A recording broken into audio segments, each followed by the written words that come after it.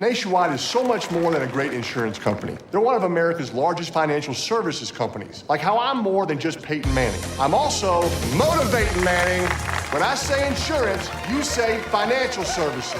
Insurance. Financial services. Insurance. Financial services. Now when I say nationwide, you say is both. Nationwide. Is both. Nationwide. Is both. For your insurance and financial needs, Nationwide is on your side. Nationwide Investment Services Corporation, member FINRA, Columbus, Ohio. Hi, this is Gronk from Dudes on Dudes. I'm here to tell you about protecting your end zone with wet, extra large flushable Dude wipes. Unlike dry wiping with toilet paper, Dude wipes clear instead of smear. Wetter cleans better. Goodbye, dingleberries. Goodbye, itch and irritation. Plus, if you take Gronk-sized grumpies, or as I like to call them, Gronkies, baby wipes won't do. You need extra big Dude wipes to handle the job. So don't fumble the ball with toilet paper. Stop being an a-hole to your b-hole and start using Dude wipes. Available on Amazon and major retailers nationwide. Dude wipes. Best clean, pants down. You're about to listen to the Late Round Fantasy Football Show, which originally aired yesterday on YouTube. If you'd like to catch it live, you can find it on the Late Round Fantasy Football YouTube channel at 1 p.m. Eastern every Friday during this 2025 season. That's on youtube.com/@LateRoundFF. So without further ado, here's this week's episode.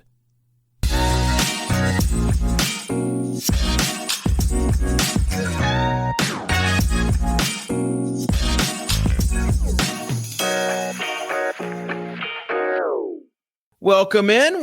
David Kitchen here, the COO, JJ's number one with JJ. JJ, I just want you to let people know how you are right now. It's 1 o'clock Eastern time. How was your Friday been? Just a stroll in the park?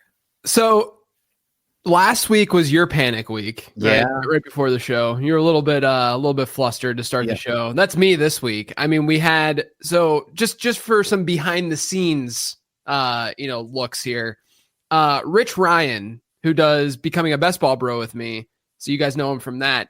Rich Ryan does a lot of audio stuff, and he's the one who edits all of the long form audio, except for this show that we do in the feed, which is Becoming a Best Ball Bro and Late Round Perspectives. So he's the one that does all the editing for those shows. And so yesterday I interviewed Scott Pianowski, who is on the show. It's about to, I guess it just launched, so it'll hit your podcast feeds in a second. But I talked to Scott Pianowski of Yahoo Sports, and he and I had a great conversation, including a 5 to 6 minute long conversation about Travis Hunter. And lo and behold, after that conversation happened and we recorded it, he was put on the injury report. But there were some reports yesterday that was like, it seemed to happen after Wednesday, and then he was limited on Thursday. So I'm like, okay, maybe this isn't that serious. And then this morning happens, and Travis Hunter gets placed on IR, which we'll get to in a second. And I didn't even think about it, but Rich messaged me, and he goes, hey, do you want to remove the Travis Hunter portion of Late Round Perspectives? And I'm like, yeah, we should probably do that. So if there's a little bit of jumpiness or whatever, I mean, Rich is a great editor, so I'm sure it'll sound really great. But if there's some like weird Travis Hunter, removal stuff going on with Late Round Perspectives and the audio, that's why. But yeah, I mean, it's just been a wild day. Not only that, but it's the end of the month, and at the end of every month, beginning of the next month, I post my dynasty rankings updates, and I was doing that on Patreon, and I was literally about to post, and then the Travis Hunter news dropped, which does impact his dynasty ranking. It's not going to be like dramatic, because obviously he's a rookie and there's a long career ahead, hopefully, but that changed. Parker Washington got a little bit of a bump, in those rankings. So it's just been an absolute mess this morning for me. And then all the while it's Halloween, and my son's daycare, they have a parade. They decide to make it at 3 p.m., which is way too early. Like you're a daycare, you're a preschool. Yeah. Your service is to help working parents. That's right. That's the entire point. Like, that's why it's a great place, and we love it to death. And our daughter went there. We're going to be there for like 10 years in total. We love it. We love it to death. But 3 p.m. So now we got to take Avery out of school like a half hour early, pick her up from school, go. And I got to do that basically right after this show. So it's a complete madness of a day. I can't wait to just walk around trick-or-treating tonight because it's going to be way more relaxing than what's gone on today.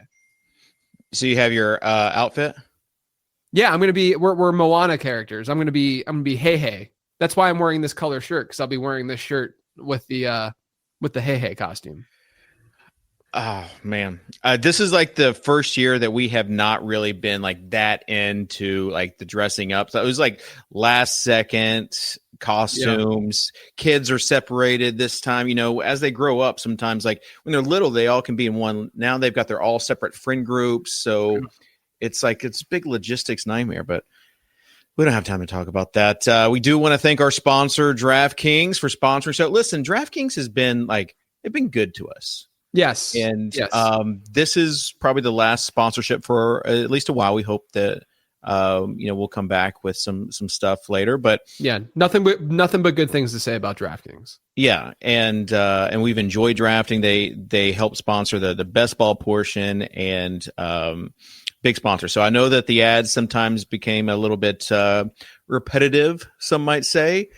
However, it helped. It helps the show and it helps you. So it's a big circle of life, basically. That's right. Also, just want to give a shout out to the Discord. Last night during the game was fun, and then today during the Travis Hunter news, it's chaos. It's chaos. It's chaos, and you can vent. You've got just lots of people expressing emotions and in solidarity. So if you want to check out that, lateround.com. and then click the Patreon button there. With that being said, JJ, we've got Thursday night football to talk about. We got some news to talk about, including probably some of the biggest news we've had in the past couple weeks. Are you ready? Let's do it. Today's fantasy news. All right, I'm gonna just pause the Hunter news just for 1 second, and let's get your Thursday night football reaction. Lamar's back. Mark Andrews catches the first 2 touchdowns, just an extension of tight ends week. You got Charlie Collar, they caught a touchdown. You got Greg Dulcich, who had like 5 catches for 50-something yards. The corpse of Greg Dulcich comes back. So what are your thoughts on that game last night? My thoughts are, let's cool it with the Tua hate, okay? I think that what we do as fans oftentimes is that we sort of embed like salary and cost when we're evaluating players. We say this player is a bust because of where he was drafted, as opposed to this player is good or bad, like just in general. I don't think Tua is a good quarterback, like in terms of being a top half one in the league right now. But it was wild in the Discord last night, just seeing people saying how bad, like just how horrific he is. I mean, we have to give this some context. They're playing a much improved, like Baltimore's defense has been playing better. They have a poor offensive line. They obviously lost Tyreek Hill, so he's throwing to Jalen Waddle, who's obviously good. Nick Westbrook-Akine, who I know you're a Titans fan, but let's be real. And then Malik Washington, who's just been really not good since getting more work, in that offense. Obviously, Devon Achane out of the backfield. It's just it's one of those things where, like, if you're gonna hate on Tua, like, where were you last week? Whenever he had a decent game against Atlanta. Like, I'm not saying this is not me like defending Tua from the standpoint of like I'm a truther and I think that he's awesome. It's one of those examples of like trying to be rational as a football fan and me trying to like push that rationality and push the level-headedness, because I think it's just really important as you play fantasy football. But regardless, I think Tua is not an answer right now with what they have and what they need. But I want to cool it a little bit with the Tua hate. I thought Lamar looked a little bit rusty to start the game, but was fine, mostly fine. Obviously, had some variance on his side with the way that Baltimore scored touchdowns. They were all through the air. And then, I was happy with the process that led me to Mark Andrews and Isaiah Likely both on the sleeper show this week. I had Baltimore's defense also on the sleeper show. There you go. The process of Miami being sort of like a tight end funnel, third in adjusted target share allowed to the position. They obviously used their tight ends a lot last week. Little disappointing outing for Zay Flowers to a degree, but there wasn't that much passing. That's the fear with Flowers, though, is that if the defense plays okay, that offense is not going to be very pass heavy. And if the offense isn't very pass heavy, then Flowers is just going to be like that, unfortunately that like 6 for 70 kind of player. Cause he's not that much of he's not a huge touchdown getter. He's just not using the red zone very often. So he's kind of doing what after week 1, he had that monster week 1 game. He's kind of been doing what I thought he would do this year. And, he's seeing a higher target share than what we projected. I will say I'm still more bullish than not on Zay, because I had Zay as a buy a couple weeks ago. I got some exposure to him through that as well. But those are my overwhelming thoughts on what we saw. I thought it was a pretty, didn't we kind of expect that game to go the way that it did? Like, it was a pretty projectable game. Yeah, Pete said the refs hosed the fin. That one big play. It was awful. Ollie Gordon trip. The tripping call was terrible. I mean, and Really that was easily a 4 or 5 point swing there. Yeah, Pete is also saying that JJ dressed up as JJ for Halloween. Actually, I made this joke in the Discord, so I'm going to say it right now. I dressed up as TreVeyon Henderson's workload on Sunday, which is nothing. Just a joke, Had to throw that out there. Good. I'm trying to reverse jinx at all costs with TreVeyon Henderson this week. Deb K says, Kitchen, I like your costume. It's actually a handsome Vandy fan. That's there we go. Yeah, that's my costume. Anchor down. And Gonzalo, you want to address this? He says, now you can be friends with Hayden and Josh again.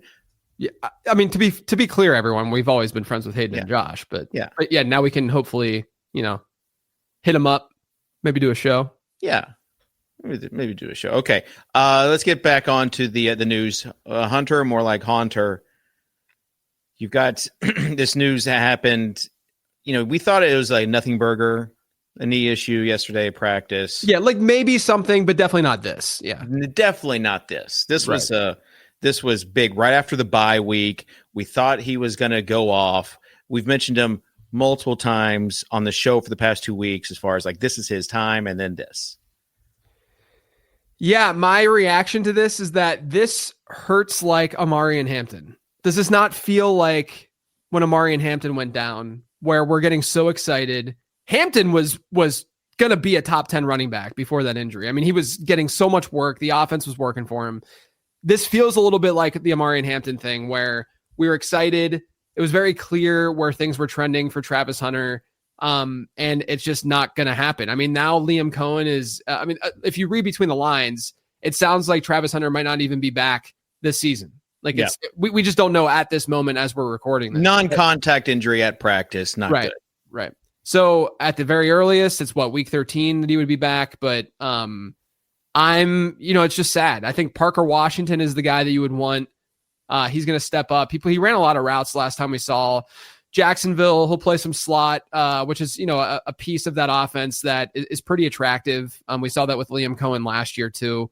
And I think Washington's a decent player. If you go back and you read, my model, my ZAP model is different now, the prospect model. But if you go back and you read sort of what I was said about Parker Washington coming out, I mean, he had a pretty intriguing prospect score. He was an early declare, decent production, not great production, but decent enough. And he's produced at times throughout his career. Like, I don't think he's a bad player. Brian Thomas, obviously, you have more stability with him, hopefully, without, Travis Hunter in the mix. And then if De'Ami Brown is healthy, he would work too. And you have sort of like, you have an X in Brian Thomas, you have the slot in Parker Washington, you have someone who can stretch the field in De'Ami Brown. You have 3, like, hypothetically, decent wide receivers that can be cohesive and work together.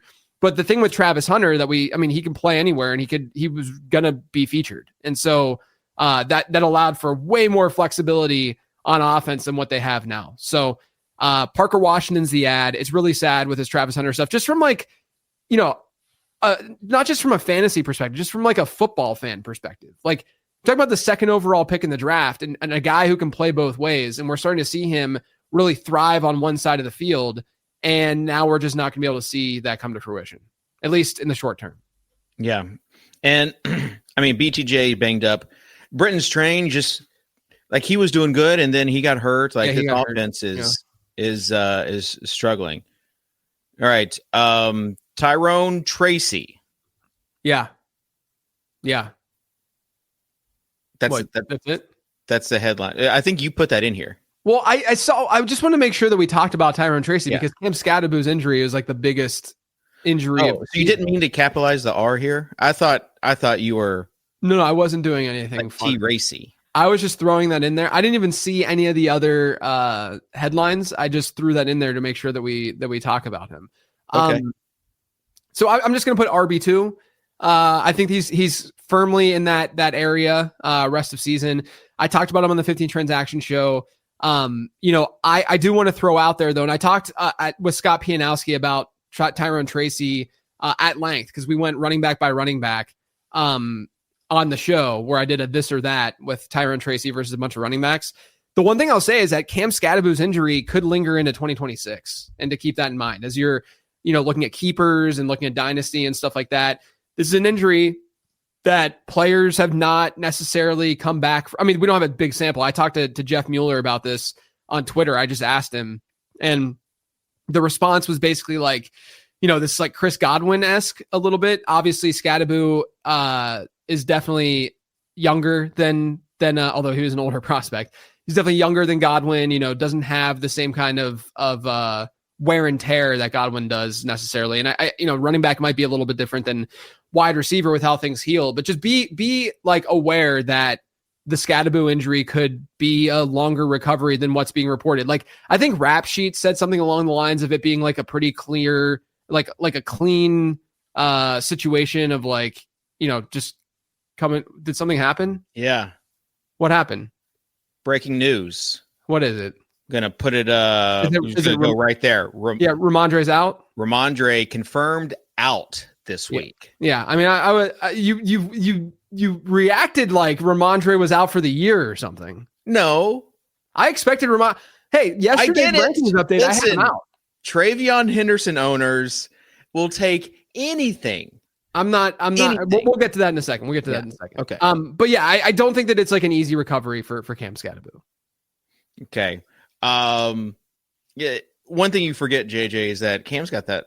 He's got that dog in him. He does. That's the one thing that, I mean, he might be back. Honestly, he might be back next week, guys. Just tape it up. Just tape it up. All right. Knight in shining armor. The running back situation for Arizona has been very fluid this season. Yeah. And now we've got Bam Knight, Zonovan Knight, whatever you want to call him. But he's rising up the ranks for this week. And I'm gonna say that I think that people look. It might end up being the Bam Knight show, but I think people have too much confidence in Bam Knight. When I first released my rankings this week, I had Bam as like a low end RB2. I think at like RB22 or something like that, something along those lines. And I got a lot of responses from people that are like, "Why is Bam not ranked higher? Like he's got a great matchup." Yes, and I said this on the Sleeper Show. If Knight sees the exact same backfield share that he saw the last time we saw Arizona, he'll probably be a strong RB2. But my fear is Amari DiMercado, we don't have the official word on him. If he's back, I think he could play a pass catching role. Michael Carter, even though he was released, it was just roster gymnastics with what they were doing there. But Michael Carter could get some work in this backfield. If this hits a negative game script, I don't think Bam Knight is going to be on the field. And they're playing Dallas. Like that's a very possible reality here. So I'm cautiously optimistic. Like I'm using Bam Knight in a couple leagues, but I don't want to be like too over the top thinking that he's going to be a bell cow because I don't necessarily think that's going to happen. When, Amari DiMercado, we can't forget he was out the last time we saw Arizona, and he has been a player despite that gaffe that he had, fumbling the ball at the goal line.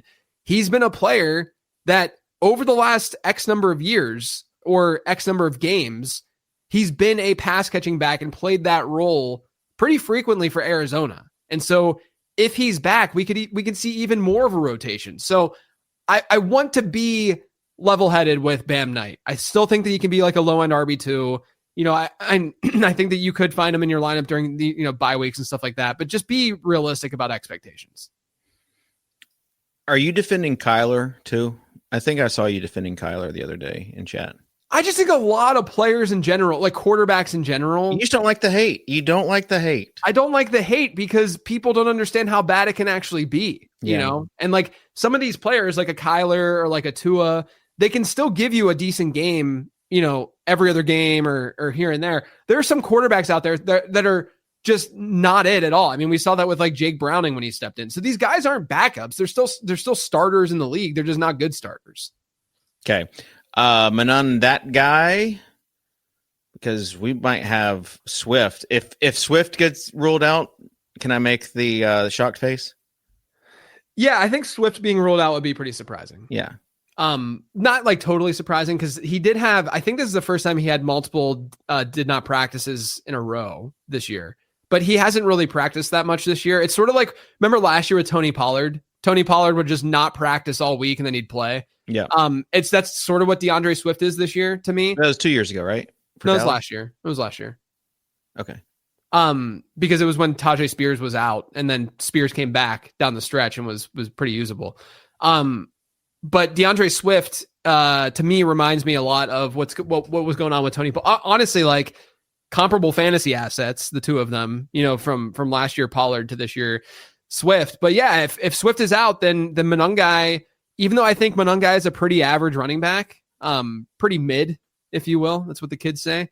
I might have called him another name when they drafted him. That's a compliment compared to what you called him after the 7th round pick. Might have said that he was the A word. Yeah. We got to keep this clean. Yeah. Okay. Kitchen. Yeah. Got to keep it clean. He's just a fine prospect. You guys can read the prospect guide. Like he's just a guy to me. Like, I don't think that he's special or like, I'm sure he's a great human. I'm just saying about his football skills. Yeah, there you go. Manon, just a guy. There you go. But a great matchup for him. If Swift is out, Monangai should be in your lineup. Yeah. Speaking of good matchups, you would think this Bears passing attack would be a good matchup as well, but everyone is hurt. Like you had Luther Burden, who had a concussion. He was out yesterday. The other three came back to practice and were limited. Yeah. I mean, I don't really have a reaction to the three Bears wide receivers. I'd say hopefully Caleb is good because he's been really inconsistent this year. But yeah, I mean, Roma Dunze's been dealing with his heel injury. DJ Moore is just not the DJ Moore that we've grown to love. Like he's just not that player right now. Would you say that's not my DJ? Sure. Okay. Sure, Kitchen. Yeah. But like, I'm not really like, this actually sets up as a game that could be good for DJ Moore, but regardless, I think it just all comes down to Caleb Williams and whether or not he plays well or not, whether or not he plays well.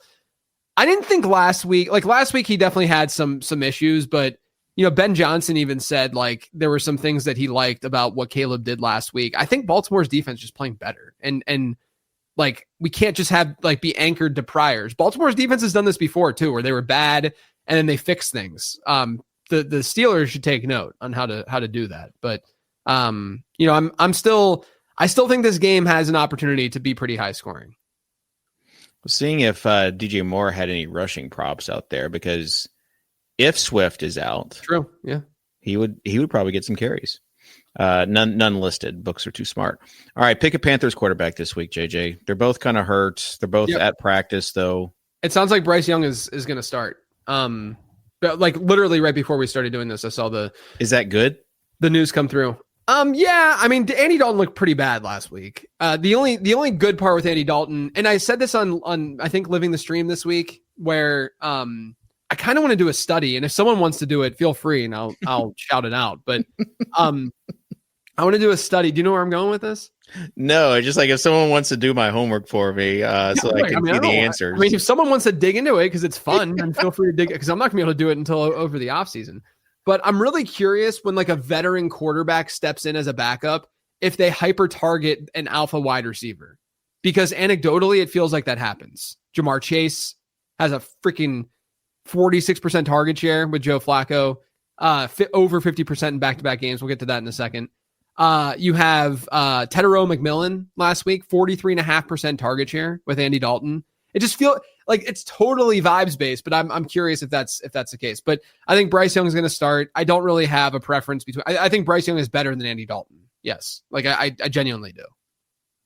Okay, another old, maybe an unk. Some would say, what the Flacco. It seems like Joe Flacco, he might be in jeopardy of missing this week. I think Unk is going to play, but I missed Lamar last week on this show. I thought he was going to play, and I missed AJ Brown. I thought AJ Brown was going to play. So I could very well be wrong, but I think Unk is going to play in this game. And if he does, then obviously you're firing up your Bengals because it's a beatable defense. Okay, we are going to just pull an audible here because I can't wait any longer. I need to know what you have to say about Ramondre being out this week. All right. I think that TreVeyon Henderson is going to carry the ball 3 times for 13 yards in this game against Atlanta. No, I mean, look, I went through this on the late round fantasy football Patreon live stream that I do on Tuesdays. You were out this week. Yeah. But I went through and I looked at TreVeyon Henderson's rushing charts because Next Gen Stats shows you where they ran and how long it went for, all that kind of stuff. They're cool charts. Anyone can access them. Last week, if you compare last week's to other weeks from TreVeyon Henderson, last week he had so many toss plays, so many runs to the outside, and lo and behold, against one of the best rush defenses in football, he goes 10 for 75? And it wasn't like he had a 60-yard run in there. I mean, he was getting chunk plays. And that's what you need to do with TreVeyon Henderson. Now, the problem is that Josh McDaniels and the Patriots don't necessarily like running their running backs that way, which is why they've preferred Ramondre Stevenson more this year, despite the fact that Ramondre Stevenson has not been good this year. Ramondre Stevenson has had 2 good games, one against Miami, one against Tennessee, which most running backs have good games against, right? Yeah. Right. And so my thing is, hopefully they can, now that TreVeyon Henderson is the RB1 on the depth chart, hopefully they can sort of make this scheme and run scheme, cater it more towards TreVeyon Henderson. Like if you watch that game this weekend and you just see TreVeyon Henderson running up the gut over and over again, we're cooked. Like it's over, right? But if you see them trying to get him in space, I've been saying this all year, get him to the outside, throw him the freaking ball. You know, he's not seeing targets the last couple of games. That's where TreVeyon Henderson can thrive. This is a turning point where, of course, if he has a good game, this could be it, right? Yeah. This could be what we were hoping for. But if he does not have a good game because they're using him the same way that they've been using Ramondre Stevenson, it's probably not going to happen for TreVeyon this year. The other point that I want to make is I think they still get other running backs involved this weekend. This is not, people will get excited the way they got excited about Rico Dowdle when Chuba went down, where they're like, oh, Rico's going to get a lot of work. Most people, Rico's going to get a lot of work, you know, and it was exciting because he was going to see a lot of work in that backfield. I don't think that TreVeyon Henderson's backfield share is going to look anything like what we saw from like Rico Dowdle when he stepped in for Chuba Hubbard, as just an example. Who else do they have? Like Terrell Jennings? They signed with Dearness Johnson. My mind has been on QJ. They have other running backs that they can throw out there. And we can sit here all day and be like, why would they do that? Well, TreVeyon Henderson is not that much of an in between the tackles runner. Not right now. Like he hasn't proven that. And so if they want to use Jennings a little bit more there, I'm not going to be that surprised. Like I think we have to be realistic. Yeah. Hopefully this will be the, like you said, the turning point, whatever it is, the catalyst to just catapult him into relevancy, because what if he becomes a league winner? And I mean, look, if you are stressing out for 8 weeks for nothing. Yeah, I mean, look, it's the worst call of my season is TreVeyon Henderson. Like not even close. You weren't the only one. He was being steamed heavily because here's the thing. Yeah. I don't really care about what other people are doing. I care deeply about what I'm doing. And I understand that other people were steaming him as well. And I can definitely fall back on that and be like, I wasn't alone. And that's comforting. But at the same time, it was a really, really bad advice so far. And so, yes, if he turns it around, if that happens this weekend, I'm just not going to, I mean, from what we've seen from TreVeyon and the Patriots, I just don't think that we should have that expectation. Just understand it's part of his range of outcomes. Okay. What about Brashard Smith's season? Lots of guys could be getting lots of late round guys getting some ops, you know, could be getting some opportunities for sure. I think that we're going to see a lot of Kareem Hunt. But yeah, I mean, I said this on the mailbag episode, you know, these are the situations where you want to roster these players through their opportunity, just to see, even if they don't see like massive backfield shares and massive workloads, if they show us something that could lead to more work down the stretch. Same thing with TreVeyon Henderson. Like, TreVeyon Henderson is way more obvious because he's the RB1 on the depth chart. But with Brashard Smith, even if he sees like a 30% backfield share, like if he sees a 7 or 8% target share, what if he just is really good on those looks and Kareem Hunt's terrible on those looks, So he's definitely something that you should have rostered right now. You don't have to play him necessarily, although I am because I'm in deeper leagues and stuff. But I am excited for him to get some opportunity because I think he's a really good player. Yeah. I'm excited for this game. That might be might be a quad box game. Yeah, for what's to come. Better be a quad box game. My gosh. All right. Looks like Woody Marks is okay. He got added late to the injury report yesterday, and then Nico is back. So good for the Texans. Yeah, thank goodness. Matchup's not great, although Surtan's out, so that'll help things for that offense.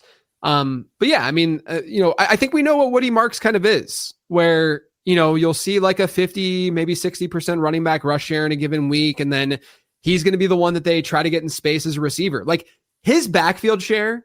If you guys want to think about like what I had from a vision perspective with like TreVeyon Henderson, it's this. It's this idea that he's a 50 to 60% running back rush share player and a 10% plus target share player, but then there's room to grow from that. And historically players with that kind of backfield share do quite well, and the difference between Marks and Henderson is that as prospects, Henderson looked better. Offensive environment, New England's is better than Houston's. But yeah, I mean, it's coming together for Woody Marks. I think he can be a solid, like high end 3, low end 2, hope maybe even mid range 2, RB2 rest of season for fantasy purposes. This message is brought to you by Apple Card. Does this sound familiar? You're in line at checkout, cart full of items. Your toddler is screaming for a treat and you left your wallet in the car. Or was it at home? No need to panic. With your iPhone in hand, you can tap to pay using Apple Card with Apple Pay, and you'll earn unlimited daily cash back when you do. So if your credit card is an Apple Card, maybe it should be. Subject to credit approval, Apple Card issued by Goldman Sachs Bank USA, Salt Lake City branch. Terms and more at applecard.com. Hey, there's so many reasons to love Liberty Mutual Insurance. For instance, there's Limu, Emu, and Doug. You gotta love those guys. And then there's the jingle. It's so catchy. Liberty, liberty, liberty, liberty. But the best thing about Liberty Mutual is that they bundle your car and home insurance to save you money. And who doesn't like to save money? Everybody does. I mean, everybody. But how they save you money is just so smart. They look at your specific situation and figure out what works for you. Liberty Mutual customizes your car and home insurance so you can save money. So think of it this way. When you got a dual threat QB, a smart offensive coordinator, they'll customize their play calling to fit your talents. Well, that's what Liberty Mutual does. It builds a playbook just for you. They're really going above and beyond to save you money. There's no reason to wait. Start your quote at libertymutual.com. Today's data. All right, let's get to today's data where you've got another little nerdy table talking about target share since 2011. Yeah. I thought this was kind of interesting. So I've been talking about how, and I said this in the mailbag, like Jamar Chase's run over the last couple of weeks has been insane because he's seen 50% target shares, better than 50% target share in back-to-back games. So I went back and I looked at all wide receivers. There's been 2 tight ends where this happened, but I looked at all wide receivers since 2011 who had greater than a 50% target share in a game. And there were 41 of them if you count this year. If you don't count this year, there's been 5 of them this year, which means there's been 37 of them, which means per season, Kitchen, we see 2.6 of these 50% greater than 50% target share games from wide receivers per season. This year, halfway through the year, we've had 5. We've had 5 of them. We had Drake London against Buffalo. Remember when he went off against them when Darnell Mooney was? I remember. I mean, one can hope that repeats itself. Yeah, exactly. And then he got hurt. Jamar Chase against Pittsburgh. We remember that one. Jackson Smith and Jigba has 2. He had one, I believe that was week 1, and then he had one against Jacksonville. And then Jamar Chase again against the Jets. So granted, 2 of the 5 instances, 2 players, there's only 3 wide receivers that are part of these 5, right?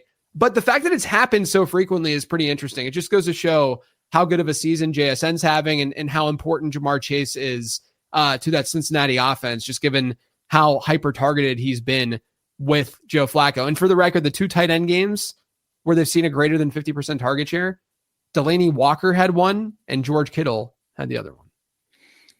Just looking at some of these names, Pierre Garçon, I haven't seen that name in forever. Yeah. I mean, look, they're all elite names. I mean, Sammy Watkins had the highest, but a lot of that too was like Rashard Matthews. They only threw the ball. Like I think they only threw the ball. Buffalo did that week like 12 times. You know, it was just one of those games where he just saw a lot of looks because of that. But Neighbors is on here. AJ Brown has a couple. Kelvin Benjamin. Kelvin Benjamin. That was probably his one good game that he had. After stud. Yeah. Dez, RIP, Demaryius Thomas. Yeah, that's a good list. It's fun to look at that kind of stuff. I think giving proper historical perspective is always important whenever you see a guy who's just like running so hot, because then you can like not only realize that it's probably going to regress a little bit, but also just appreciate the awesomeness that is, you know, JSN, Jamar Chase, and Drake London. Yeah.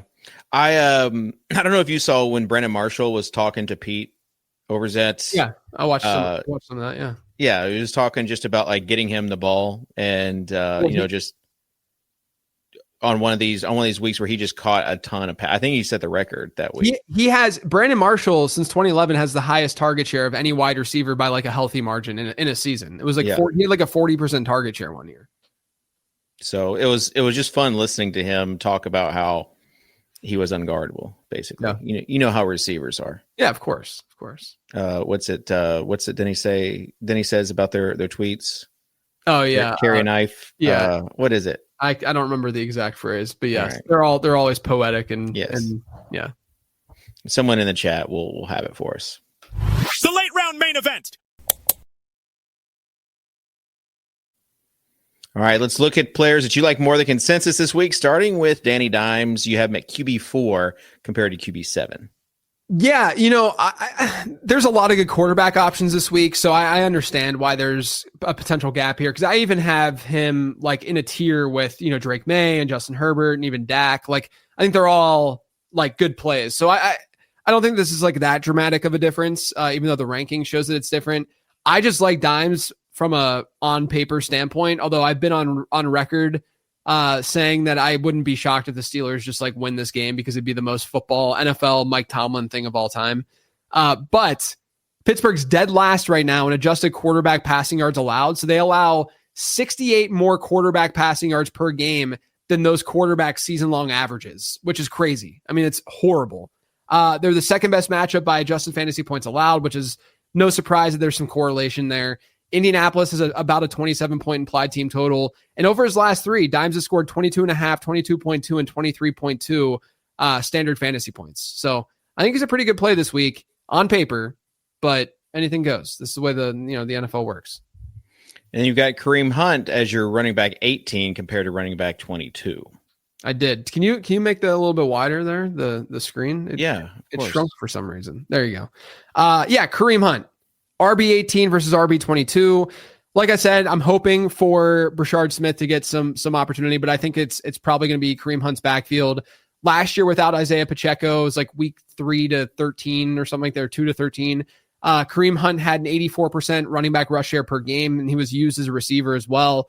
But I don't know if those receiving looks are going to be there quite the same with Brashard Smith in the mix. But there's a lot of scoring potential against Buffalo this week. The Bills are allowing the 6th most adjusted fantasy points to running backs. So I think Kareem Hunt is a decently solid RB2. All right. You've got Debo, the cover boy at wide receiver 18 this week. No Terry McLaurin. It's just strange to me. You know, maybe rankers just haven't really adjusted yet for the fact that like, I don't know if rankers have adjusted for the fact that Terry McLaurin is out. Right. But he was out pretty early this week. So and I was only grabbing from people who had updated their rankings. So, I mean, I guess people think that Deebo Samuel's the wide receiver 26. I don't think I think that's too low when you realize that in 4 games with Terry McLaurin, Deebo Samuel has a 22.8% target share per game rate and 12.3 PPR points per game. Okay. Nothing special at all. Like Deebo with Terry McLaurin has been, wide receiver 3 type player, basically where we drafted him, right? 3 games without McLaurin, 31% target share per game rate, 16.4 PPR points per game. You get Jaden Daniels back. Yes, it's a tougher matchup, but I do think that Debo just on volume alone can get by and be a top 20 wide receiver this year or this week. Okay, and then you got Theo Johnson, and I saw him. I think we had him last week in the look ahead waiver wire. Yeah, I mean, I feel like I've had Theo Johnson. I've been talking about up Theo Johnson for like months now. He's one of those players where I understand why he's not rostered in more leagues, because chances are he's more of a high end tight end 2 and not a low end tight end 1.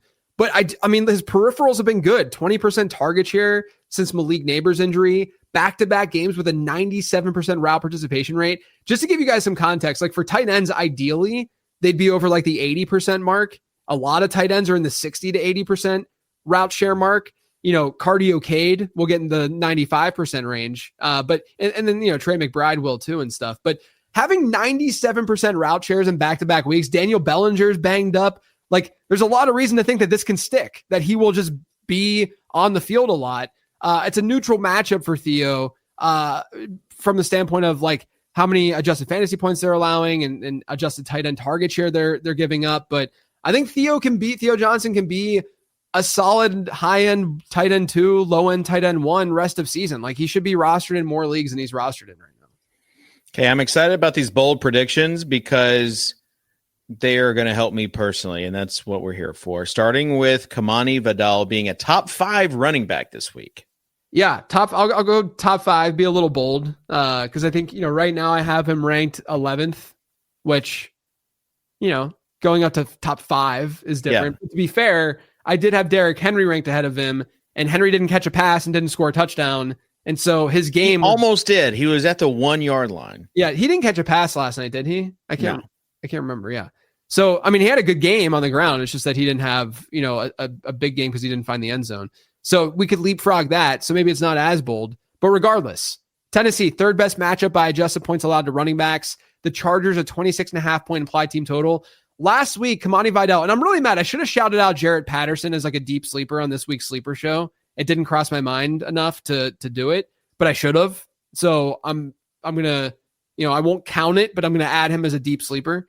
But Kamani Vidal last week had 23 carries on only like a sub 70% running back rush share because they had such a good game script and they were just cooking on the ground against Minnesota that they could just do it over and over again. And so they ran a lot. They ran a lot of plays and it helped Kamani Vidal. So like his backfield share wasn't amazing, but his overall workload was still amazing. I think he can easily see 20 plus touches in this game. Hassan Haskins is banged up. I think Vidal is a really good play, and it makes me sad because Marion Hampton could be absolutely cooking right now if he never got hurt. I know that. I mean, that really is the thing. If Kamani Vidal is cooking, I mean, no offense to Kamani Vidal, he's great.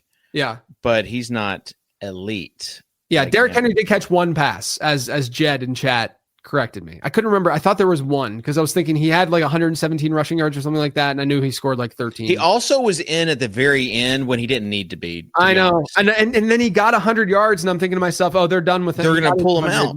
Yeah, and they didn't pull him out. Yeah. Keaton Mitchell is just sitting like a div on the sideline, just watching everything. Yeah, I know. So, all right, you've got Justin Jefferson scoring twice as your next big bold call, and I love this one. This one's fun, yeah. Maybe I should just say he scores once because that might be bold because he hasn't scored in forever. But not as bold as twice. Yeah, you got to say twice because then if it hits, then you're looking real good. Yeah. Indoor game against Detroit. They got to keep pace with Detroit. We love playing, Jared Goff indoors because he's way better at home and indoors. What if JJ McCarthy isn't trash? The JJ McCarthy stuff, I just think is so premature. Plays a good second half against Chicago. And then goes up against Atlanta and yes, misses some throws. There was that one to Jalen Naylor, I remember, down the sideline where he had Naylor and he just overthrew him. And hey, do you think there might be too much hate for JJ McCarthy? Yeah, like every other quarterback. Yeah. Yeah. The only one that I don't think there's enough of is with Cam Ward. I'm just kidding. I'm totally kidding. I'm just saying that for you. Yeah, I know. Yeah, look, I just it's just premature to me. Like, we don't know.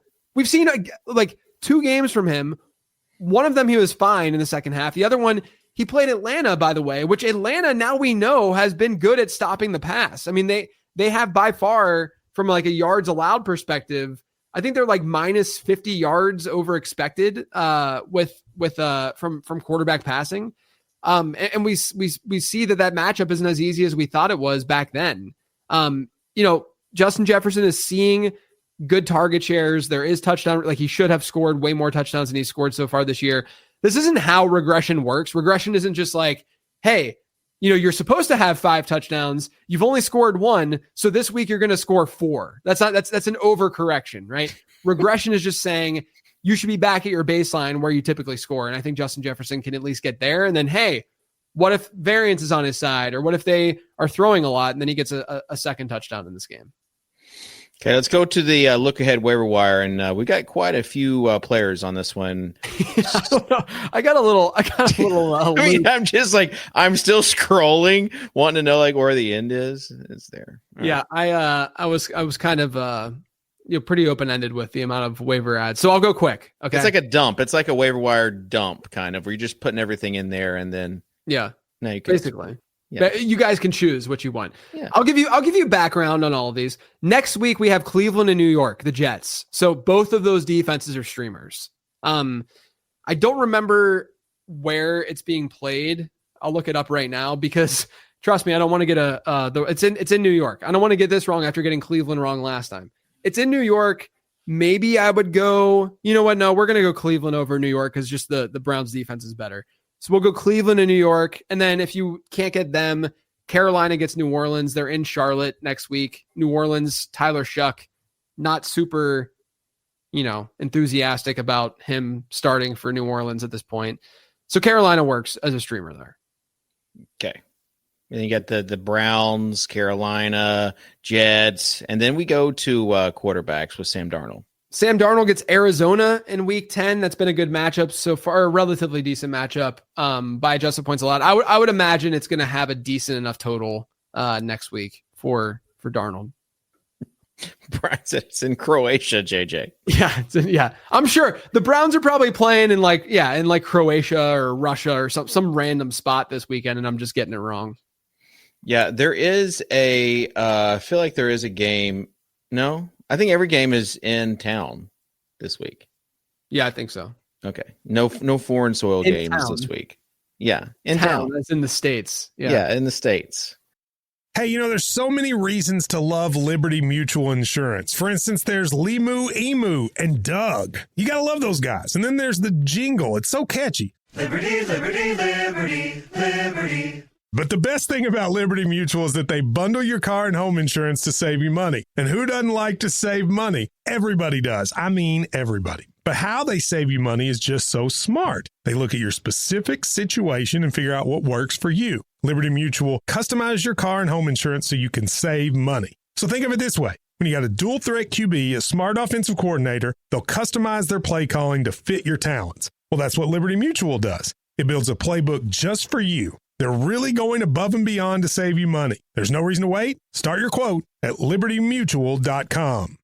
This is a real good story about Bronx and his dad, Ryan, real United Airlines customers. We were returning home, and one of the flight attendants asked Bronx if he wanted to see the flight deck and meet Captain Andrew. I got to sit in the driver's seat. I grew up in an aviation family, and seeing Bronx kind of reminded me of myself when I was that age. That's Andrew, a real United pilot. These small interactions can shape a kid's future. It felt like I was the captain. Allowing my son to see the flight deck will stick with us forever. That's how good leads the way. Okay, let's get to running backs. You've got Tootin, Manungai, we just talked about, Tyjae Spears, Rashard Smith, and Tank Bigsby. Yeah, and Dylan Sampson. Isaiah Davis, Blake Corum. Yeah. At least I categorized by position. Yeah. All right. Let's go one by one here. Bashaw Tootin. I think there is a non-zero chance that the Jags use more Tootin out of the bye. Talked about this on Perspectives a little bit. Travis Etienne hasn't been the most impressive. Tootin had that shoulder that he was dealing with like every single week, and then he would play, but he might not have been 100%. They're coming out of their bye. We saw a similar trajectory last year, not saying that Tootin is this guy, but we saw a similar trajectory with Bucky Irving last year. You can get more thoughts on the perspectives episode because I talk about that a little bit more. Kyle Monungai, for obvious reasons, especially if DeAndre Swift is out. You should add him right now, honestly. Tajay Spears. You have a couple of outs for Tajay Spears. You have an injury out, obviously, if Tony Pollard were to get hurt. But Tony Pollard is the subject of some trade rumors right now. Yeah. And so if Tony Pollard got traded, Tajay Spears would be like, I think Spears, because Spears is more electric, like bigger playability than Tony Pollard at this point in their careers. And probably like they've been using him as the receiver and probably a little bit better of a receiver. And this is nothing against Tony Pollard, but Spears would probably be better than Pollard was without Spears, like from a fantasy perspective. Not only that, but this is now later in the season where Cam Ward has more experience, and you got to hope that the Titans offense can move the ball a little bit better. So I think Tajay Spears needs to be rostered in way more than 42% of leagues right now. Brashard Smith, they get a bye next week, so add him for obvious. What were you going to say about Spears? Oh, I was just going to say the three teams I've seen with like trade rumors for running backs are the Titans with Pollard.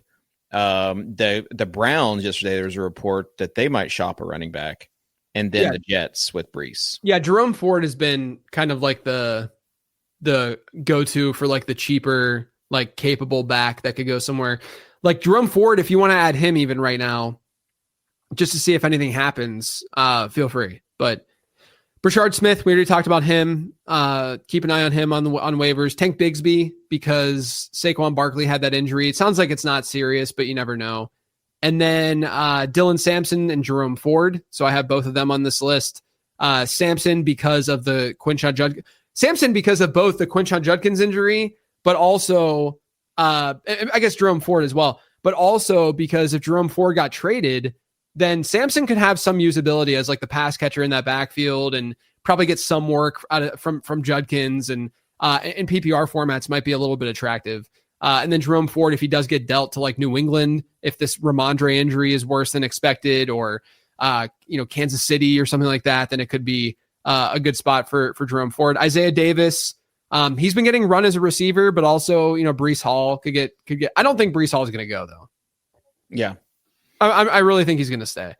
And then Blake Corum. I have a lot of Blake Corum because during buys and stuff, people have been dropping him, but he has some like natural usability to begin with because they're splitting that backfield more than they did last year. And then in these like really insane positive game scripts, like we might see this weekend, Blake Corum could be usable in those instances. And there's obvious contingent upside. If Kyron Williams goes down, I love Jarquez Hunter, but they've been pretty clear with Terrence Ferguson, with Blake Corum last year. They're not going to rush these rookies onto the field. And Blake Corum looked pretty good this year. So Corum is someone that I think everyone should be stashing right now, and he's not rostered in nearly enough leagues when you consider that's one of the best situations for a running back, period, across the league. So I think Blake Corum needs to be rostered in more leagues. All right. I was going to ask about two players, this guy being one of them. Actually, you could say three if you wanted to add Diami Brown to this list as well. Yeah, I haven't updated it with the Travis Hunter news. Yeah. That's my bad. But yeah, we'll put Parker Washington on here and Diami Brown as well when we get to these wide receivers. I'll just get to them right now. Brandon Ayuk, 41% of leagues that he's rostered in right now. He could be back as soon as like week 11. So keep an eye on him. Jaden Reed and Christian Watson. Christian Watson already getting some run. Jaden Reed could be back from that collarbone sooner rather than later. Darnell Mooney.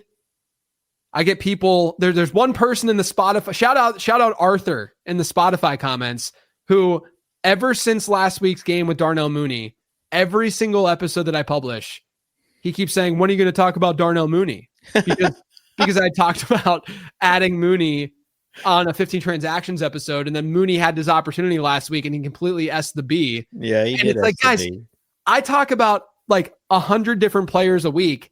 I'm not just going to go like, hey, I missed out on this waiver wire ad with Darnell Mooney. I was wrong for it's a 1 week thing. I don't know what's going to happen rest of season, but yeah, I was wrong so far. I've been wrong so far with Darnell Mooney, but next week they get Indianapolis. And if the Atlanta offense kind of looks better this week, then you could see a scenario where like Mooney's more of a flex option next week. Jalen Knoll, not as much of a stash with Christian Kirk seemingly being healthier and Nico Collins being healthier. Luke McCaffrey is probably the Washington wideout that I would add. Chris Moore is probably going to get more run. I think Jalen Lane is a little bit more redundant to Debo, and obviously Debo's healthy. But Luke McCaffrey is someone to keep an eye on. Torrey Horton, I've added Horton in some leagues just because Cooper Kupp is a little bit banged up right now, and I think he's good. Jalen Coker, you can remove that about Leggett. You can probably just remove the Jalen Coker thing, but that's just a deep one. Leggett missed practice yesterday, so I added him on there. But those are the wide receivers. He's back. He's not sick anymore. Right. I'm gonna ask you to just roast this look ahead waiver wire take, because we just got news that the Titans ruled out Jeffrey Simmons, which is good for Kamani Vidal. He's a big defensive guy. Yeah. But also Calvin Ridley is out, and they have a bye next week, so he could come back semi-healthy after the bye. That's all I'm saying. Ridley's a target of trade discussion too right now. Yeah. I wouldn't be shocked if he moved. But yeah, Chimere DK, I didn't add him on here because I talked about him on 50 transactions. I guess I should have. I don't know why I didn't add Chimere DK. We're gonna replace Jalen Coker with Chimere DK because DK not like a terrible prospect. Like I'm gonna in the Zap model. I need to relook the reaching stuff that I added this last offseason with like dinging players for being reaches and drafts and yada yada yada. But Chimere DK like had a good breakout score. 72 really breakout score. It was like fringe top 10 in this class. He's got good yak ability, plays special teams, but obviously has the speed. And he's like an easier outlet for Cam Ward that he hasn't had all year. Alec Iamaner, the problem with him is, he's a boomer bust kind of play. Like he runs a lot of deep routes. And if you're not connecting on those, which you're not going to very often with Cam Ward, it's going to be a lot more difficult to be fantasy relevant. Whereas DK is an easier outlet kind of player who can do a lot after the catch. I think DK could easily be the top wide receiver scorer in Tennessee rest of season. Okay. We already talked about Theo Johnson.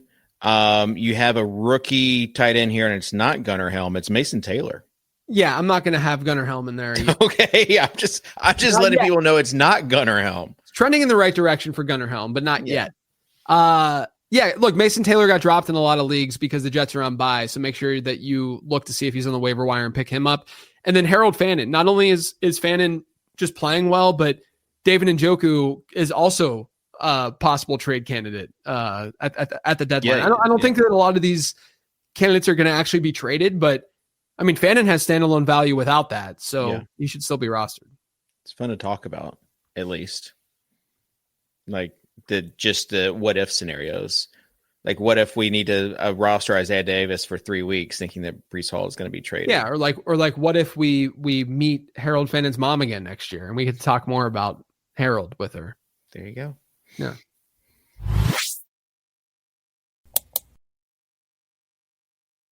All right, we're going to get to the quad box section, and I'm just going to let people know that you can't pick the Ravens Dolphins, JJ, because that was last night. Okay, I'm taking it off then. But letting people know that, yes, there is a Monday Night Football game, an island game, because some people complain these are just island games. Yes, there is an island games. That's the Cardinals versus the Cowboys in Monday Night Football. That, for fantasy reasons, will be really exciting.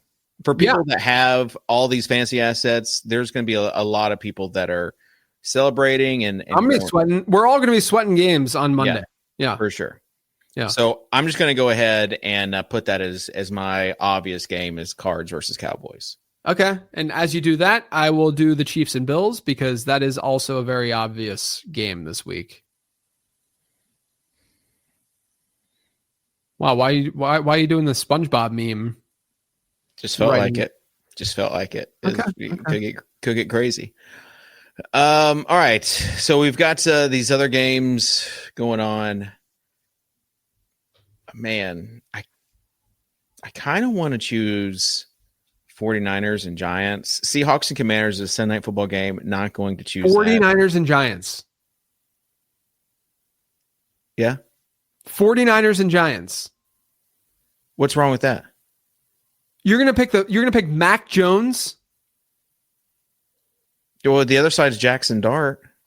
I got Tyrone Tracy. I got lots of Tyrone Tracy bags. This is just what you specifically. Juwan Jennings is heating up. I kind of want to see that. All right, go ahead. Pick 49ers. No. See what I'm gonna go something different. I'm not gonna go Vikings, Lions. I'm gonna go Falcons at Patriots. That's actually not a bad pick. That's an interesting enough game. I'm going to finish it with Vikings Lions. I like the indoor game, and I like the JJ McCarthy storyline. I think that you could have gone Colts Steelers, Seahawks Commanders. I'd probably power rank the 49ers Giants like 6th out of the remaining games here. Yeah. Okay. It's probably, you're probably right as far as it's got a lot of people, but I want to battle a little bit, have a little disagreement. If Brock Purdy was in, I would love it. But Matt it'd be different if Brock Purdy were in. Yeah. But Niners are 2.5-point favorite. It's got a decent enough team total. I'm actually surprised at that over under. The big thing is if you look here, we have more than a half a dozen games that have big game totals, or at least not terrible. So we could be in for a good, exciting week this week. I know some people are struggling with injuries and buys. We had people that were, just threatening to end their fantasy football season after today's injury news. Like, just hang in there. Crazy things could happen. Crazy things will happen. Yeah. It's I also just saw a report that says Ben Johnson acknowledges that at some point the Bears may have to consider giving DeAndre Swift a week off. Can you imagine if Roschon Johnson did not have a back issue?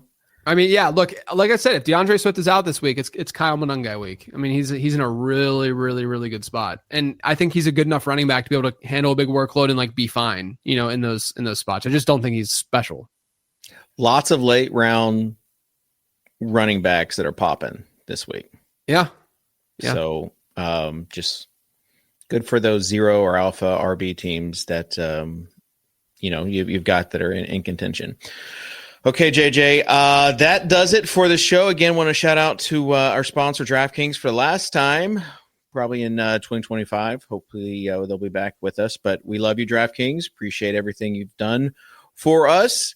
And wanted to say, hey, go check out the Perspectives episode because that has had a lot of hands on it. Yeah. Please, at the very least, just listen. Just click it so we get the download. Right. Yeah. We just want the download. JJ, you have any thoughts? No, I'm excited for this weekend. I'm sad about Travis Hunter, but I think there's a lot of fun storylines that could come out of week 9. I'm excited for it. Yeah, this is kind of like, it's not just do or die for TreVeyon Henderson. It's kind of do or die for some of these fantasy teams too. Like if you're 3-5, you don't want to be 3-6.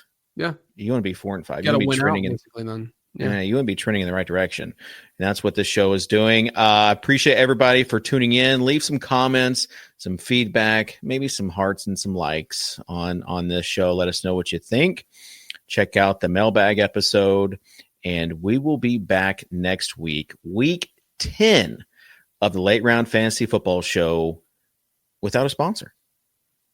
That's still really right now sponsored by DraftKings. But right now it's sponsored by DraftKings. But next week, yeah, it won't be. It's that cadence we were talking about. I know. Okay, here, redo it. Okay, finish it up here. Here we go. Okay, all right. So that will do it for week 9, the Late Round Fantasy Football Show, sponsored by DraftKings.